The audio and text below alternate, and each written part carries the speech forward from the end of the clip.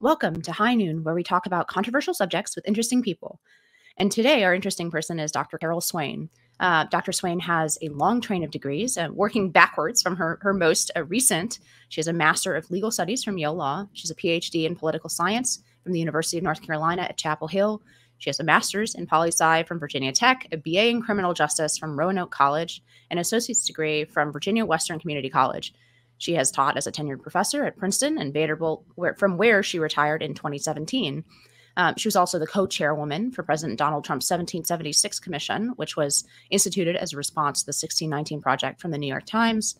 Along with, she is the recipient of numerous honors and awards in positions in and out of government commissions.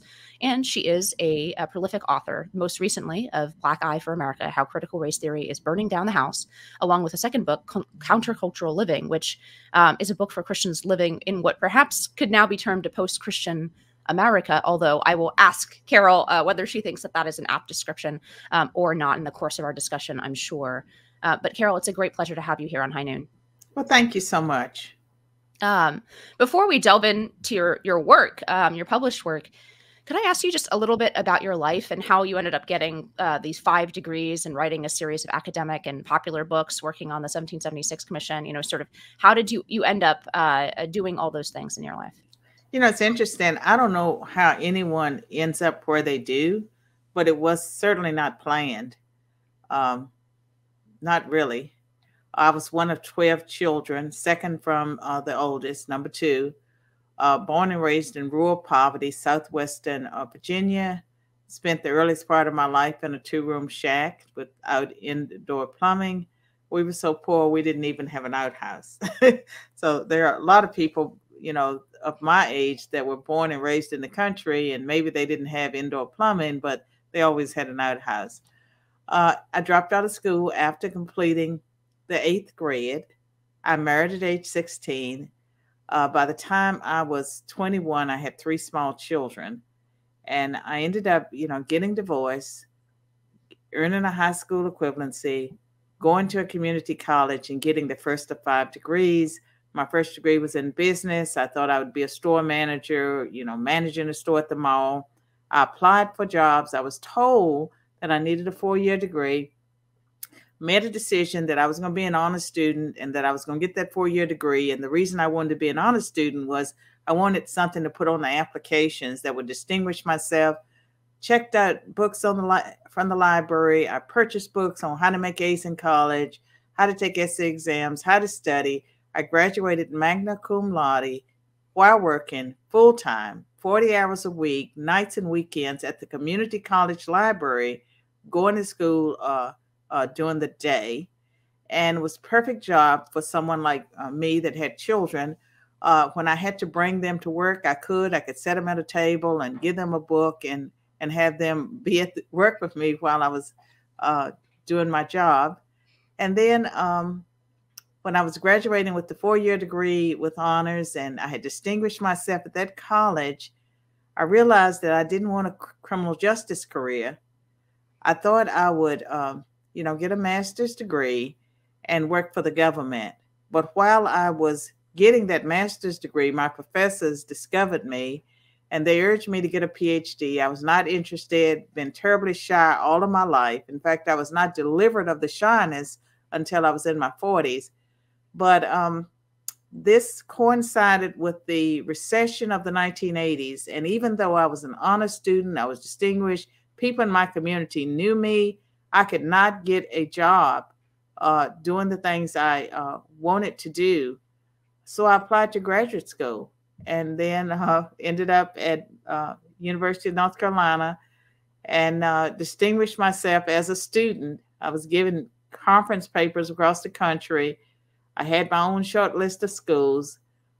When I entered the job market, I had multiple offers and signing bonuses, and Princeton persuaded me to start my career there. I was there about a decade, and then Vanderbilt hired me, promoted me to full professorship, and I was there for another 18 years.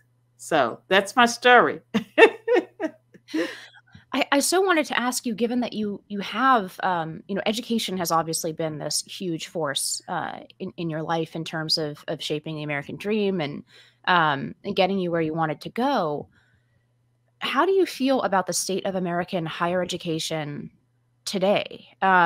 Because if you look at, for example, recent polls, you can see that there's basically a nosedive off a cliff in the number of Americans who say that the university system is a net positive as a whole and that they trust the university system. So this used to be a point of agreement between Republicans and Democrats and independents.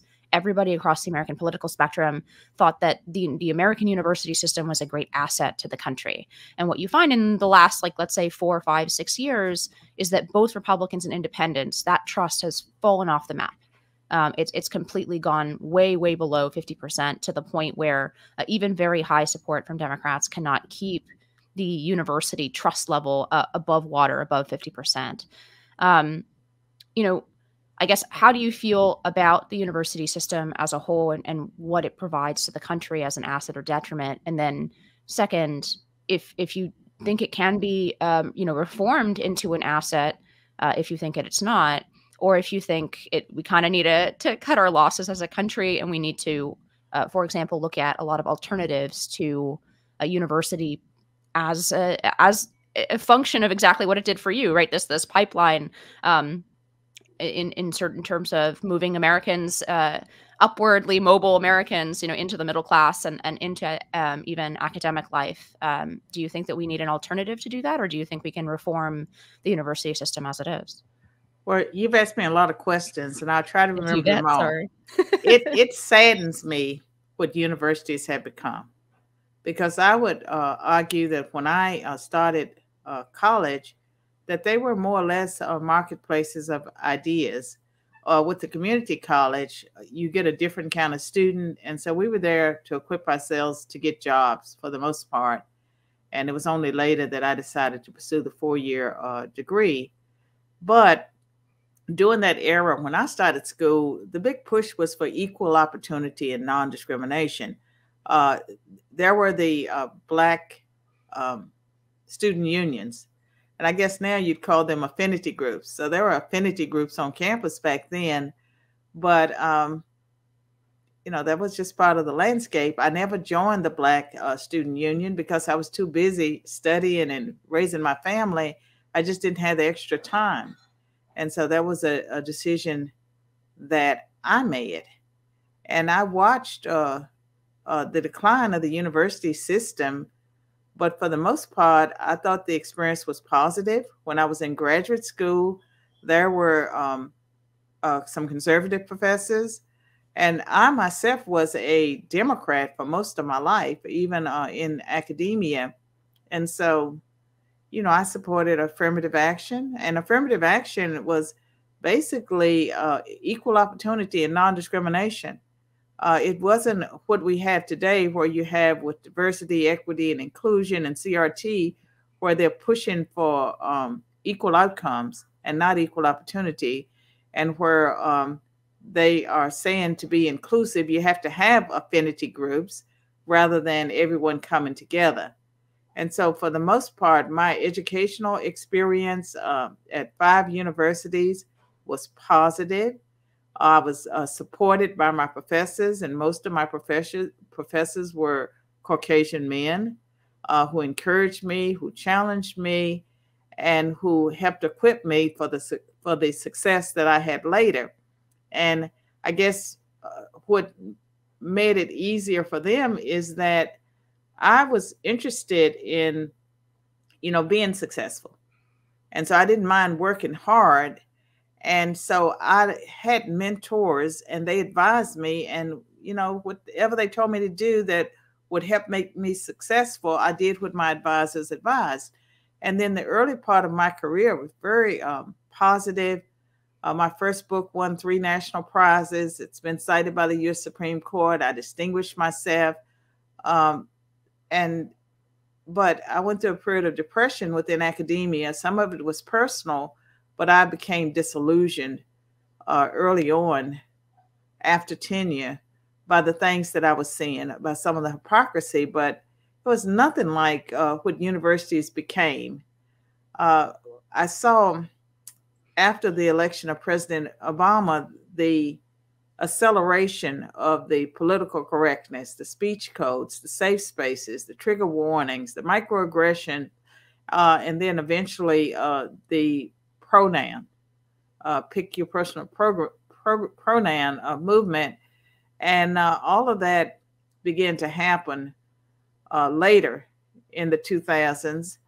And I ended up taking early retirement in 2017. And when I left academia, I left because it was no longer a marketplace of ideas. It was not welcoming to people like me.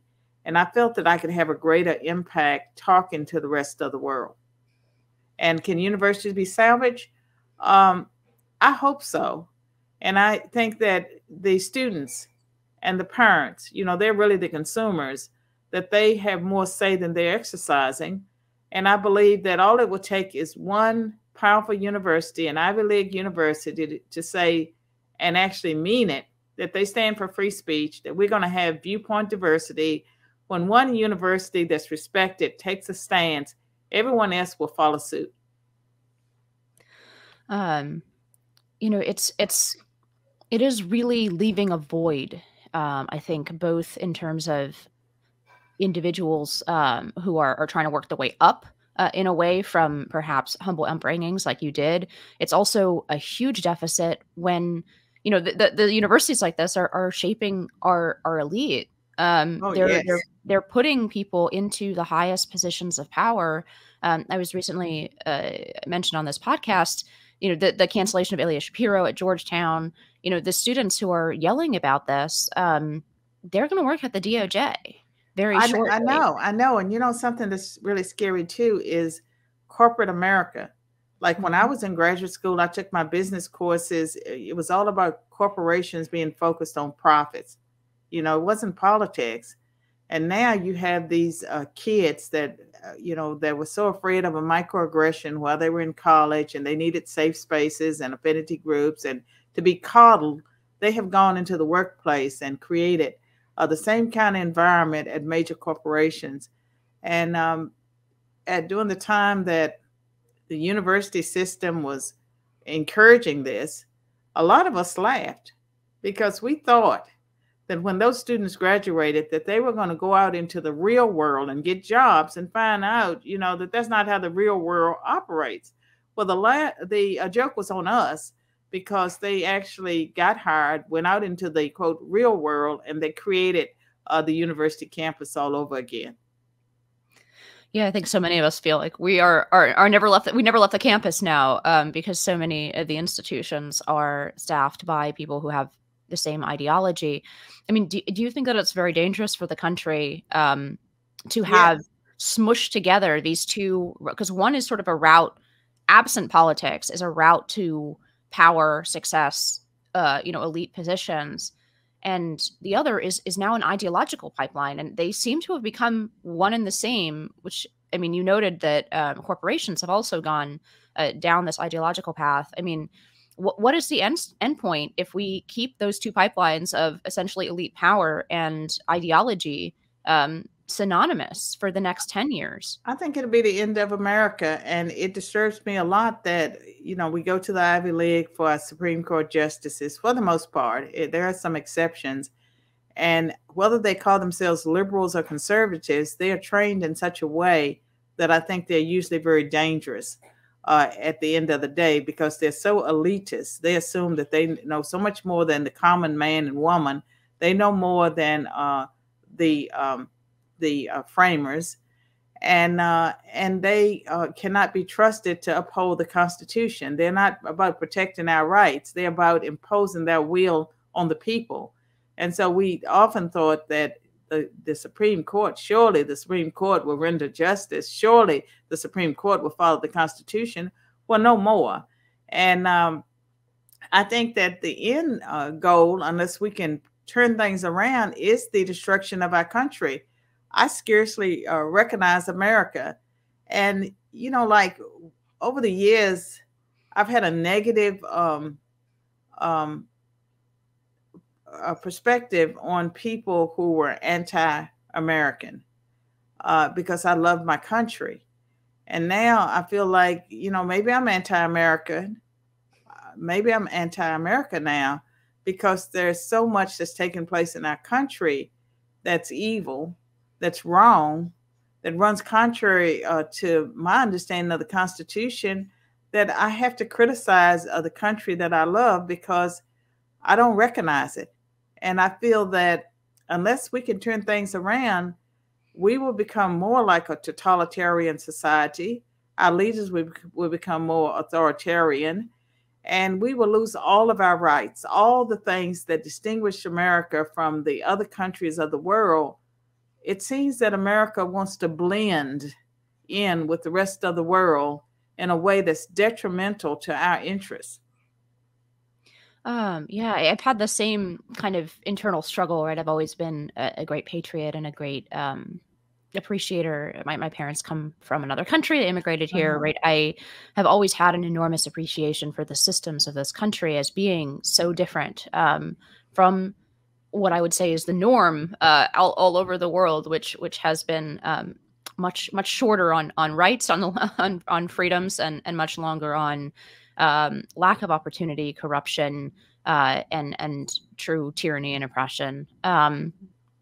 And I've had the same struggle with myself. Like, I feel these sort of Chomskyite feelings rising up in myself as I think about, the fact that this ideology has taken over so many important institutions in America that it is becoming more and more difficult to distinguish the United States as like a country from these ideologies, because they populate every elite institution. I mean, the thing that holds me back, of course, is that they really don't represent the country, as you know. No, they don't.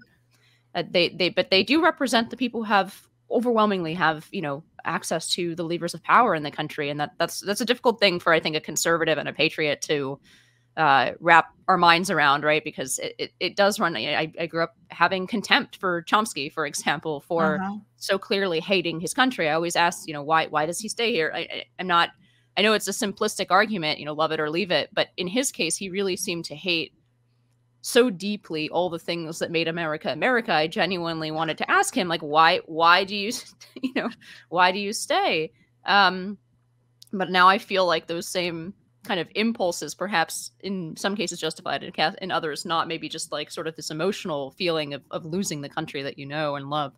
Well, what bothers me is that we have a whole political party of people that seem to hate our country, and the ones that don't are not willing to stand up and defend a country. And people are operating out of fear, because if they were not operating out of fear, I do believe that they would stand up and say no. They would draw the line. Yeah, I mean, one of the things we've hit again over and over on this podcast is the percentage of Americans who now self-censor their views. And one of the most potent things that people are afraid of, right, when they do engage with contemporary political debates, is the fear of being called a bigot, and most particularly a racist. And America does truly have this like Achilles heel of race. And I think that's part of the reason, whatever you want to call it, wokeness has been so successful, is shifting from the relatively unfertile ground in terms of economic inequality, where Americans as a sort of national character seem much less open to the argument that things are sort of economically rigged or economically unfair than they are legitimately to arguments that things are racially unfair. And so you've done some, you've worked on this issue from a variety of perspectives, but one of the things I found most interesting is you've really presaged concern about essentially a racial politics not being contained, that there isn't really a long-term way to have a racial politics for Blacks who are, explicitly advancing what they are calling Black interests, and then not to create a corresponding racial politics among whites or among other racial groups. And you've been kind of at the lead of warning about this, and you've done a series of interviews and work on white nationalism in America. I mean, are you concerned? I guess I'm sure you are, but are you more concerned now even than when you wrote this? I think you wrote that you did those studies and those interviews already at least a decade and a half or 2 decades ago. I mean, where has white nationalism in America, not what's labeled white nationalism in the press, which is everything, but what real white nationalism, where has that gone? And are you concerned about it more or less than 2 decades ago? Here's what I'm concerned about. And I talked about this some in the book, The New White Nationalism in America's Challenge to Integration, is that our country is becoming more and more racially diverse. In fact, whites are a minority in many parts of the country, and by 2047, they'll be a minority everywhere. And already with Generation Z, the white children in Generation Z are a minority among their age group. And so that's where we are. And what I have found is that the approaches that we're taking now are very divisive, and there's nothing that's taken place that I see at the national level that will bring people together and bring about racial reconciliation. And at a time when we should be treating everyone as equal under the law and practicing non-discrimination, we are creating a divisiveness with the DEI training, the CRT training that makes all white people as oppressors, regardless of where they come from. They can come from Appalachia and parents never finished the 3rd grade, living in some hollow, generations of poverty. They're considered privileged above someone that may be the offspring of a Black professional or a Black billionaire. All Black people are considered victims. And I think it's very dangerous, to keep pushing that argument that didn't make sense when I was in graduate school. It still doesn't, that only white people can be racist. Anyone can be racist from any group. And the racism is just as dangerous. And what's taking place today in our classrooms and in our workplaces is a discrimination that violates the Civil Rights Act of 1964 with its 1972 extensions and the Equal Protection Clause of the Constitution. We need to stand up and fight back against all of this, because at the end of the day, we're destroying our country. And as far as white nationalism, there's not a lot of real white nationalism or white supremacy taking place. Like when I wrote my book, The New White Nationalism in America, I bet you there weren't 2,000 Klansmen in the whole country. There were a lot of people concerned about discrimination against themselves, white people concerned about discrimination, white people feeling that racial preferences were unfair. What the left has done is that they didn't have enough hate crimes that were legitimate. They did not have enough real, true white supremacists and white nationalists. They have redefined it so that all white people are white supremacists. All white people can be called white nationalists. And with hate crimes, 9 out of 10 times, every time you read about a high-profile hate crime in the news involving a racial and ethnic minority or a member of the LGBT community, you can bet your bottom dollar that a week or two later, it'll be in fine print somewhere, but the person who reported the crime was actually the perpetrator. That what we have is hate crime hoaxes because there are not enough real hate crimes taking place. And even when it comes to the police shootings and all the attention that they have gotten and the move to defund the police, I can tell you that the number of actual shootings of unarmed people, but Black people in particular, that's down. And I've seen research that a minority police officer is more likely to fire their gun than a white police officer. And so we're not dealing with racism or anything of the level that took place pre-civil rights era. It seems like there's a lack of appreciation for the difficulty of the project that America has really put forward, right? This country really is a polyglot, right? Like there really are people from many, many different peoples in America with different ethnic background, different religious background, different cultural background. And sometimes I feel like there's a lack of appreciation for how difficult that project is, that it has brought us actually enormous strengths in some way, and not in the cheap way that it's used as diversity as our strength kind of thing, but it really has allowed us to assimilate sort of strengths from all over the world. But it relied so heavily on us having something in common that we could point to as Americans, and having an American identity first. I mean, you say you look at the national policy and you don't see anything that is going to pull us together. I will admit to being frequently pessimistic. I mean, what would, let's say, forgetting for a moment about what is happening on the national level or on the state level, I mean, what do you think we really need in order to restore something that we do have in common as Americans?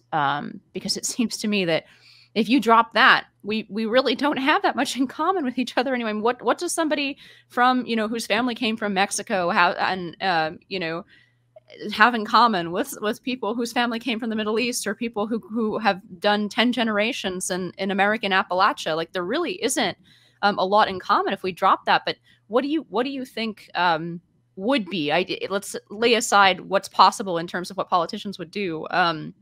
But what's possible, I guess, in the imaginative sense? Well, when you talk with people, there's usually an app for that. But I can tell you that I have a book for that. And that is the book that I published in 2011, Be the People, A Call to Reclaim America's Faith and Promise. And in that book, I talked about the dangerous direction our country was headed in. I warned about the unhealthy alliance between the NSA and Google, because I saw that would lead to problems. And even back then, 2009, 2010, when I was working on the book, we were moving towards things that seemed very Orwellian. My book concludes that we need, that shared background that comes from knowing our founding documents. And so I think that every American, or every person who wants to be an American, they need to read the Declaration of Independence. They need to read the Constitution. They need to understand the Bill of Rights. And I would also say the 10 Commandments, and that we do in America. What distinguished us from other countries is that we have had in the past a strong Judeo-Christian background. And whether people were religious conservatives or cultural conservatives, they had a shared background, a shared ideology. And I think that that's the only thing that could bring us together. And what we find now is that all of these, quote, well-educated young people that are running the big tech companies, these people, I don't know if they ever read the Constitution, or they read it taught by someone that disdained America, so that they have no respect for free speech. It's the Herbert Marcuse Marxist approach to shutting down language that you disagree with. And so these people have no appreciation for America's distinctiveness in the world and just how successful we are. They want globalism because they want everyone equally poor except themselves. And they're the ones that are pushing things, that relate to population control. They would be very happy to see fewer people that are ordinary in the environment, because they think that they're better than everyone else. And so I think that they're very dangerous people. They don't have values to restrain them. And that's part of the problem. If you want to solve the problem, you go back to our Judeo-Christian values and principles. You go back to the Constitution, the Declaration of Independence. You begin to cherish the Bill of Rights, and you go back to the 10 Commandments and some of those biblical principles that have influenced the laws in America, throughout our history.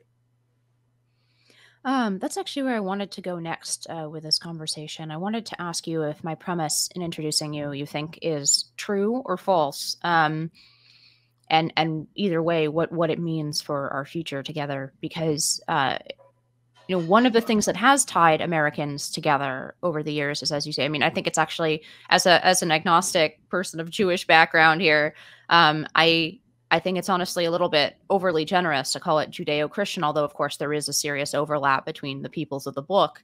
America was a Well, Protestant I'm going to Christian stop nation. you. I want to stop you We can as have an this debate, yeah. agnostic. I used to be an agnostic too.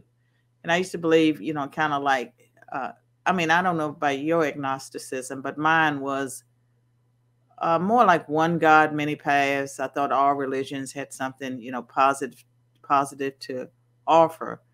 And when it comes to people that I know that have a Jewish background that are atheists, I have difficulty understanding that, because the very existence of the Jewish people and how they have been targeted throughout history, it screams and it speaks to the existence of a God. And the Christian Bible would not be possible without its Jewish background, the Old Testament. And as a Christian who is Bible believing, I could not live my faith and live my life without the appreciation of the Jewish people and their heritage. And I just wish more Jewish people felt the same way. So it saddens me too when I run into people that are Jewish who are atheists. And then with agnostics, I'll say you're young. I was in my 40s when I became a devout believer, but I was always spiritual. And when I look at my rise from poverty and the things that happened for me, when I was at Princeton, I got to know the famous sociologist Robert K. Merton, and he helped me to get money for the new White Nationalism. And I mean, it's just, I mean, I don't know, where I want to go with this conversation, but if I look at my life, God always put people in my path that had exactly what I needed when I needed it. And when he brought me out of academia, because I mean, it's so okay, the heat got me out of academia in a way. I made that decision, but it was because there was something bigger and larger for me. And so everything I've seen about life is that we on this journey, we on this path. God knows our name. He knows every hair on our heads. He knows what's going to happen. He knows that we were going to be having this conversation today. And the solution for America is not going to come from electing Republicans or more conservatives. It's going to be a part of God's plan. And where America is on the timeline, I don't know. I don't know if America will survive. I know that God judges nations, and he certainly judged Israel many times, and he used Israel's enemies to punish Israel at times. And America is poised for judgment. We've done, in many ways, we've become the most evil of the evil, because we have abused, our power and our privileges, and we've encouraged other nations to engage in behaviors that were just totally immoral and unacceptable. And I don't think that we will be left blameless. And at this moment, we're talking about Putin and Russia and how evil Russia is. I don't think the U.S. can point many fingers, because this is a country that during this, quote, coronavirus pandemic, that our government officials and the big tech, that they did not allow people to share life-saving information about therapeutics that work. Now we're learning all the stuff about the vaccines and how harmful they were, and just various things that were hidden from the American people. But there were simple, cheap therapeutics that could have saved millions of lives. And I believe that people knew it and they did not care. Now, my soapbox. So I probably disagree with almost everything that you just listed, Okay. but All right. I think that's part of one thing that I very strongly do believe and agree with you on, is the fact that we have shut down information, that we have a sort of private system of censorship, which makes us very different from the Soviet Union in many ways. It's just a totally different kind of tyranny when you have private actors coordinating to stop speech, for example, than when you have a top-down government censorship. Well, wait a minute. We have the American government providing subsidies to media and to the tech companies. Many of them are getting grants from the government, they are responsible in the U.S. for the shutdown of information. And what I mentioned about the therapeutics, I mean, this stuff is coming out. It's documented. When President Trump mentioned about the hydroxychloroquine and how it could save lives, now the FDA approves using it. How many people lives could have been saved if they could have used that? And then with ivermectin, how they said, oh, that's just a horse medicine, even though there's a scientist that got the Nobel Prize for the human use of it. And now, you know, people are acknowledging, okay, well, that saves lives too. And there's a nasal spray called X-Clear that applied to the FDA for a patent to be, because it kills, their formula kills the bacteria that causes coronavirus in the nose. And now, so they were not granted their approval by the FDA, but then there have been studies since then that shows that, yes, it does kill the virus. You know, this simple nasal spray that people use.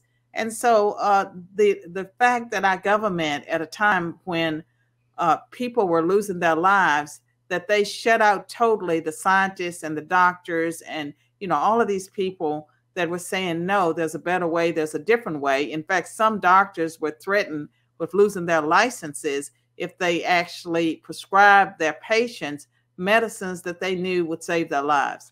So, you know, I have studied this stuff very carefully, and I am very worried about America. And I think that America stands poised for God's judgment.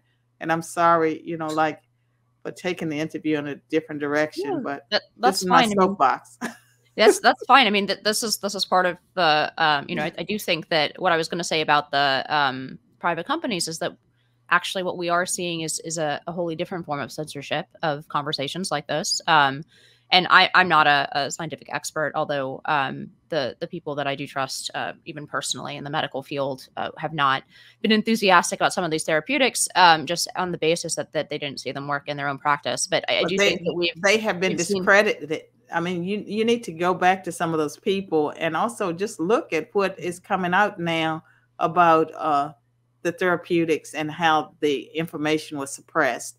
The second part is certainly true, as in that the conversation was suppressed around a lot of these. I think one of the interesting, whether it's because this isn't a natural virus or because it is and just happens to have these features, I don't know. But one of the interesting things about this pandemic, and I'm again not a medical expert, but has been how differently people react both to the virus itself and to various treatments. So like even some of the sort of approved treatments, people react wildly differently in a way that say they don't to the flu. And maybe that's because we've lived with the flu for such a long time that our responses have gotten more homogenized over time as people are exposed multiple times. But one of the interesting things to me about this has been how wildly different people react. So in seemingly, I guess it's not a surprise, for example, that people who are older react differently than people who are younger, but even within each age band,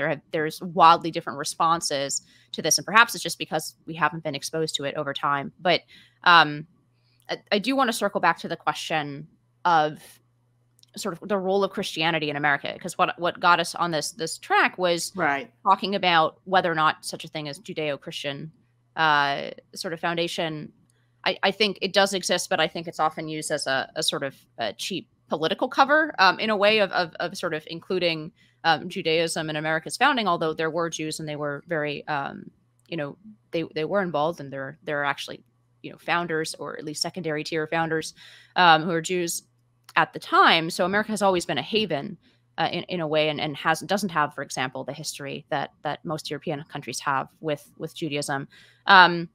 But I do think it's fair to say, and it's almost like a early version of PC that we wanted to include. It was sort of this nice impulse that Americans have to try to include as many people as possible in the foundations. But I do think that it's fair to call America a Protestant Christian nation at its founding, which is not to say that it was the popular word today, integralist, right? There was a separation, not as harsh as we have today. But I think that it's fair to call America a Protestant Christian nation. And I guess I wonder if you think it's fair to call it a post-Christian nation today.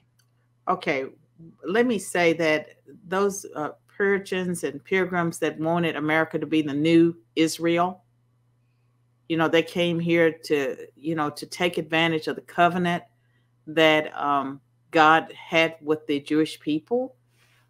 So even those Christians, they were Christians, but they wanted to be the new Israel. So we can agree on that, right?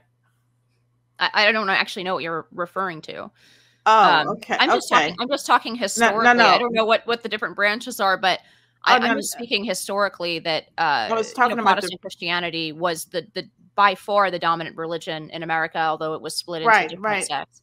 Okay, yeah, you could say that America's many of the founders were Christians, but among the Puritans, that they wanted to set up a new Israel. They wanted a covenant with God similar to the covenant he had with the Jewish people.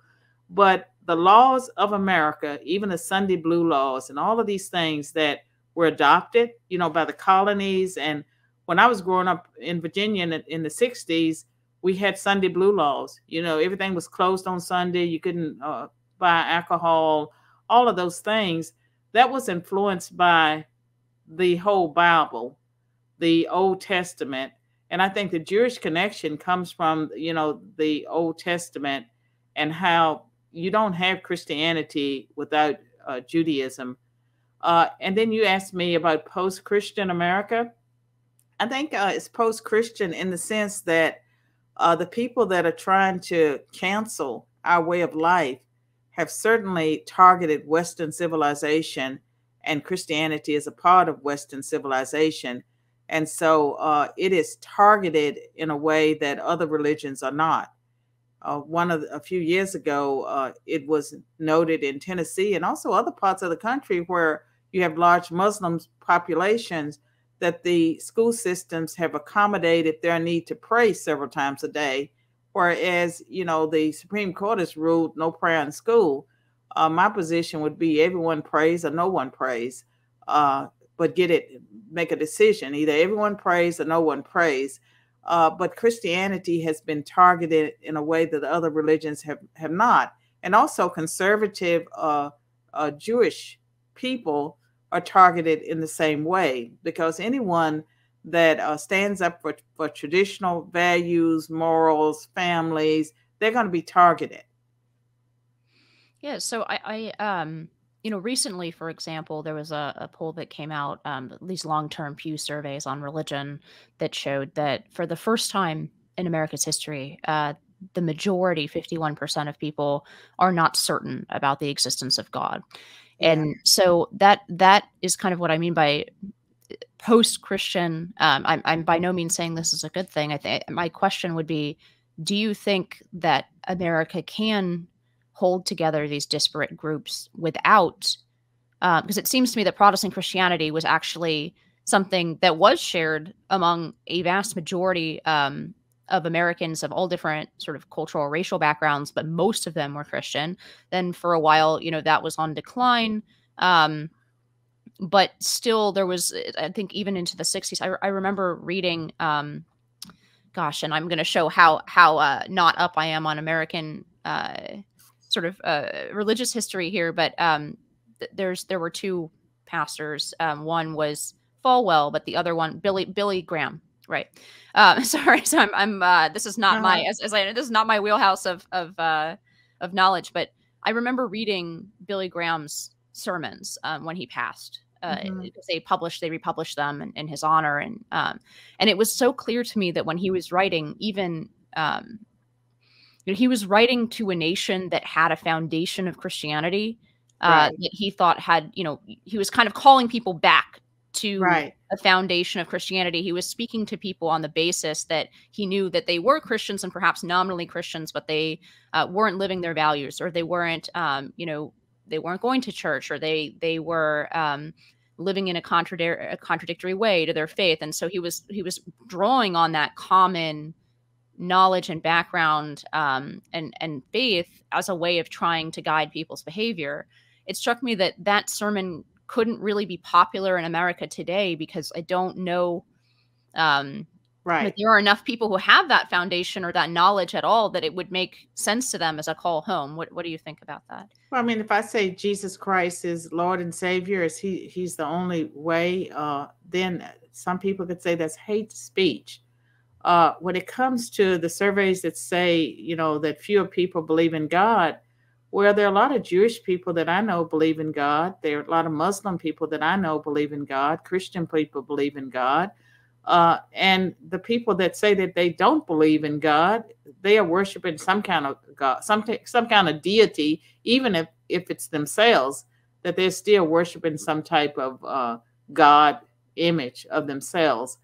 But Christianity itself, I think that is the religion that is being targeted now. And so the answer to the question, are we a post-Christian society? I would say yes. And that's why we have to engage in countercultural living. For Christians, we're living in ancient Babylon, the way Jews were, back in the Old Testament.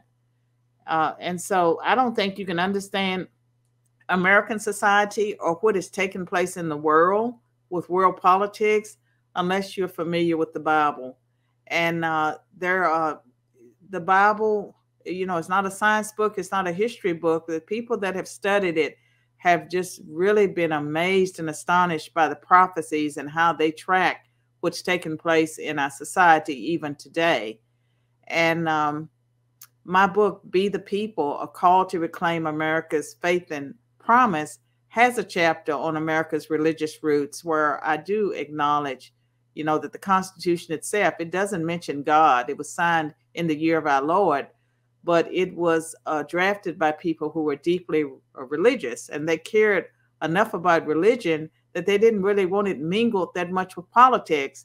And I would argue that the framers, when they drafted the Constitution, they were not trying to divorce people's religious beliefs and their faith from what they did in public life.